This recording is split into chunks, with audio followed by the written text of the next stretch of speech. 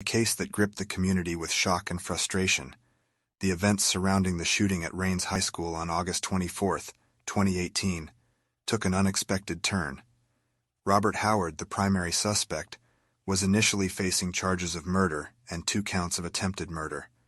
However, due to a series of unfortunate circumstances, he managed to secure a plea deal for lesser charges of manslaughter and aggravated battery, resulting in a sentence of only 5 years.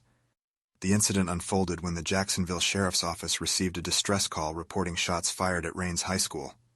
Upon their arrival, they discovered the lifeless body of Jared Adams, a young man who had succumbed to a single gunshot wound. Another male and a female victim, both wounded by gunfire, were swiftly transported to a nearby hospital for urgent medical treatment. During the investigation, Victim 1 initially identified Robert Howard as the perpetrator, claiming he had been shot by him. However, upon further questioning, Victim 1 admitted to never actually witnessing Howard with a firearm. Instead, he provided crucial details about a prior dispute where Howard ominously declared, "Somebody's going to die tonight." This revelation hinted at a possible motive behind the crime. 2 witnesses bravely came forward, shedding light on the events that transpired on that fateful night. The first eyewitness, a male, recounted seeing Robert Howard approach the deceased victim after a football game.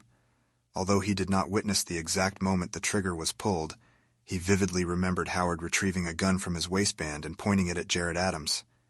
In a state of panic, the witness immediately started running, only to hear multiple gunshots echo through the air seconds later. The second eyewitness, a personal acquaintance of Robert Howard, confirmed the account.